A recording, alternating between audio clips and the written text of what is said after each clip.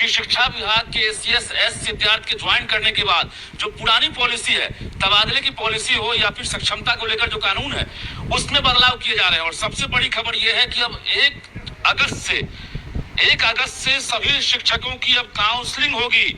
1 अगस्त से, यानी जो सक्षमता पास शिक्षक हैं उनके साथ साथ जो सबसे बड़ी खबर है कि बीपीएससी वाले जो शिक्षक हैं, जो भी योगदान दे चुके हैं, शिक्षक बन चुके हैं, उनकी भी काउंसलिंग कराई जाएगी। इसके साथ साथ 1994 में जो शिक्षक बहाल हुए थे उनकी भी काउंसलिंग होगी। यानी सर्टिफिकेट वेरिफिकेशन के साथ साथ कई बड़े मामले जो है सामने आए हैं कि फर्जीवाड़ा हो रहा है। ऐसे में सर्टिफिकेट वेरिफिकेशन और सेंट्रलाइज्ड सर्टिफिकेट को लेकर भी शिक्षा विभाग ने फैसला लिया है। सक्षमता पास जो नियोजित शिक्षक है उनके साथ साथ बीपीएससी पास वाले और 94 में बहाल जो शिक्षक हैं उनकी भी काउंसलिंग होगी और सभी का तबादला होगा।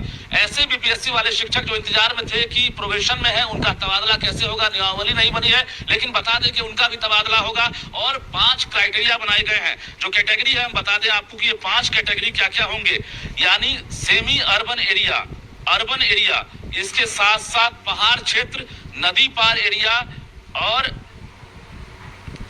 Rural area. तो ये 5 एरिया तैयार किए गए हैं जहां पर कैटेगराइज किया गया है शिक्षकों को कि 40 वर्ष से कम उम्र के जो पुरुष हैं उन्हें पहाड़ क्षेत्र या नदी पार एरिया में उनकी पोस्टिंग हो सकती है, उनका तबादला हो सकता है।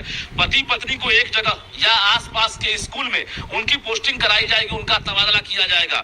तो कहीं ना कहीं वर्षों से ये डिमांड है। तीसरी बड़ी बात यह है कि पति पत्नी के साथ साथ जो महिला है बिहार की, जो शिक्षक के रूप में काम कर रही है, उनको प्रायोरिटी दी जाएगी। यानी उनको होम ब्लॉक मिल सकता है। ये खबर आ रही है जो महिलाएं हैं जो सक्षमता पास हो या बीपीएससी के जरिए योगदान दी है, उन्हें होम ब्लॉक मिल सकता है। इसके साथ साथ जो दिव्यांग शिक्षक हैं उन्हें भी होम ब्लॉक और होम डिस्ट्रिक्ट फाइनली रूप से देने की तैयारी है। यानी दिव्यांग को पूरी तरह से ख्याल रखा जाएगा और दिव्यांग कैंडिडेट से भी आवेदन लिए जाएंगे, महिलाओं से आवेदन लिए जाएंगे। और इसके साथ साथ जो पति पत्नी है उन्हें भी आवेदन देना होगा कि एक जगह उन्हें उनकी पोस्टिंग हो सके।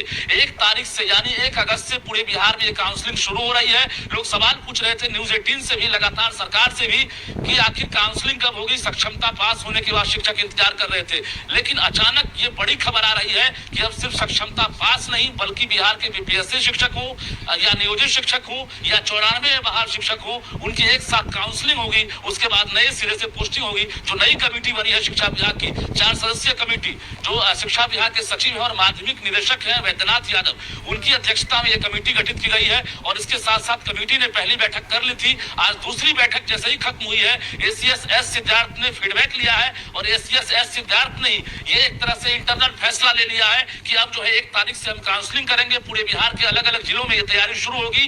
कल से परसों तक राज्य के सभी जिलों को एक तरह से जानकारी मिल जाएगी जिला शिक्षा पदाधिकारी को कि आप जो है जिले में काउंसलिंग की व्यवस्था कराएं। और राज्य के तमाम स्कूलों का जो शिक्षक है जो कार्यरत है उनकी काउंसलिंग के बाद सर्टिफिकेट वेरिफिकेशन के बाद उनका तबादला किया जाएगा। तो कुल मिलाकर ये सबसे बड़ी खबर है। सक्षमता पास जो शिक्षक हैं जिनकी पोस्टिंग अभी तक नहीं हुई है, काउंसलिंग नहीं हुई है, उनके साथ साथ बीपीएससी वाले जो पहले और दूसरे चरण में बिहार में बहाल हुए हैं, वैसे शिक्षक लगभग 2 लाख की संख्या में है।